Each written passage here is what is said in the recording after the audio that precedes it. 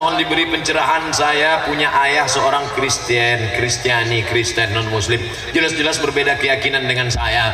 Bagaimana saya bersikap baik terhadap ayah saya? Karena dulu saya tidak memakai jilbab panjang, sekarang saya pakai jilbab panjang. Sepertinya ayah saya sedikit keberatan. Jilbab panjang ya berat.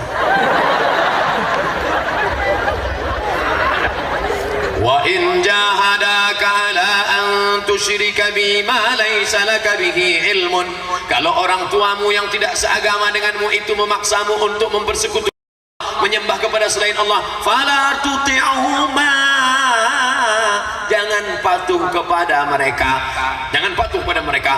Apakah memutuskan tali silaturahim? Tidak. Baca ujung ayatnya, wa sahibhuma fid dunya ma'rufa, tetaplah engkau bergaul dengan orang tuamu itu dengan baik. Jangan mentang-mentang orang tuamu non muslim lalu kau datang ke rumahnya bawa parang panjang, hai penghuni neraka jahanam.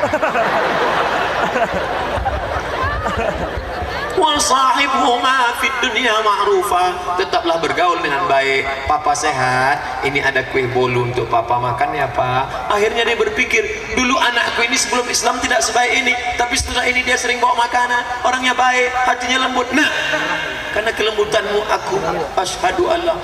Pesawat atau apa? Kamera yang ada di atas mengambil gambar kita malam ini, maka ambillah gambar ini sebanyak-banyaknya, share ke seluruh dunia, tunjukkan begini orang Banten menghadiri pengajian. Jangan dia sangka artis saja yang bisa goyang mainkan, akhirnya habis gelobang-gelobang tanah lapang, ada patah-patah, ada gergaji, ada gopor. Di Banten ternyata orang ngaji luar biasa, kiri berdiri, kanan berdiri, yang berdiri pahalanya 2 kali lipat. Begitu menyenangkan hati orang yang kakinya kesemutan. Nah, oleh sebab itu maka walaupun kau beda keyakinan, ya Rasulullah, ummi qadimat wa hiya raghimatun, emak saya non muslim, dia datang menjenguk saya, bolehkah saya sambung silaturahim dengan dia? Siliha, sambung silaturahim dengan ibumu bapakmu yang berbeda agama denganmu. Afa utiha, boleh saya beri dia hadiah? I'tiha, beri dia hadiah. Itulah dalil kata Syekh Atiyah Sakar dalam kitab Fatawa Al-Azhar, boleh memberikan daging kurban kepada non muslim. Ada non muslim, beri dia daging kurban, tapi dengan syarat orang yang Islam juga sudah dapat. Jangan sampai orang Islam sholat pagi, petang, siang, malam, cuma dapat kulit, dapat lemak. Na'udzubillah. Jadi jangan putuskan hubunganmu, tetap hubungan baik. Kami mengadopsi anak laki-laki dari pasangan suami istri non muslim. Yang kami ketahui, kami tidak memutuskan nasab dari anak itu. Pertanyaan, apakah menurut Islam pernikahan orang tua kandung anak itu sah? Orang tuanya itu menikah tidak diakui dalam Islam dan dia tidak masuk Islam. Lalu anaknya ini gimana? Anaknya suci. Ma min mauludin illa yuladu alal fitrah. Setiap anak lahir dalam keadaan suci, tidak ada anak zina, tidak ada anak kotor. Lalu anaknya kami ambil, ya anaknya sekarang baik, suci, bersyahadat masuk Islam. Lalu kalau anak ini perempuan nanti mau nikah, walinya siapa? Fasultan waliyun man la waliyalaha. Sultan Banten akan menjadi walinya. Tapi sekarang kita tidak lagi kesultanan, kita sudah negara kesatuan Republik Indonesia. Lalu walinya siapa? Walinya Pak Kuah. Jadi orang tuanya mau kami undang boleh, silakan. Apalagi ini anak laki-laki, maka nanti dia menikah tidak pakai wali, cukup dengan wali murid dan wali kelas. Ketika kami mendoakan anak tersebut, apakah memakai bin bapaknya atau pakai bin ibu kandungnya? Maka orang yang bapaknya non muslim tetap dipakai nama bin. Contohnya Ikrimah, contohnya tetap dipakai nama bapaknya bin Abi Lahab. Walaupun dia bapak Abi Lahab, tetap pakai bin Abi Lahab. Walaupun bapaknya non muslim, tetap dipakai nama bin bapaknya, tidak pakai bin ibunya. Adapun yang pakai ibu itu adalah anak hasil zina.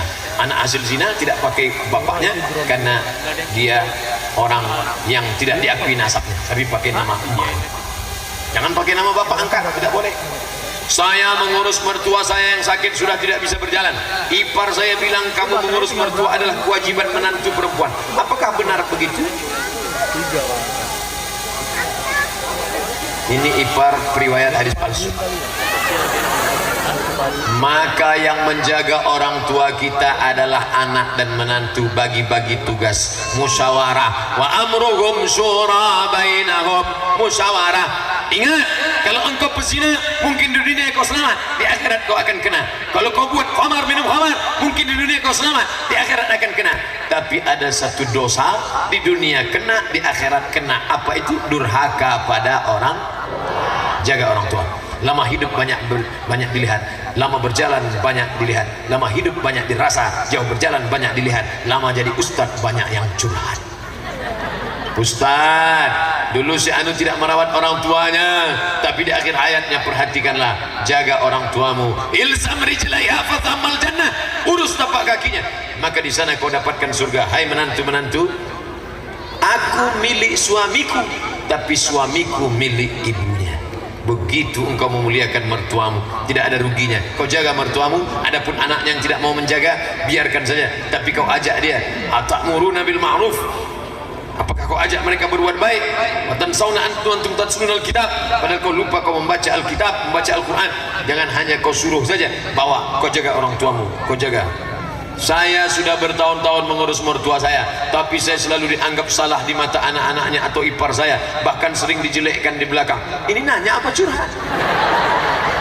Bagaimana Pak Ustaz? Saya sudah berusaha untuk sabar, terkadang kesal juga. Tidak ada pahala yang lebih besar daripada pahala sabar. Kalau berbatas namanya bukan sabar. Ini balasannya surga, berat sekali mau masuk surga Pak Ustaz. Iya, balasannya surga berat. Kalau ringan balasannya kipas angin. Sabar. A'datu li ibadiyas salihin, aku siapkan untuk hamba-hambaku yang saleh. Mala a'yunun ra'at, pahala yang belum pernah dilihat mata, wala udhunun sami'at, belum pernah didengar telinga, wala khatara ala qalbi bashar, belum pernah terlintas di hati manusia. Ibu-ibu yang telaten, yang sabar, merawat mertua, insyaallah ibu akan diberikan balasan belum pernah terlintas di hati manusia. Jannatul Firdaus tempat ibu insyaallah. Jaga mertua, jaga mertua.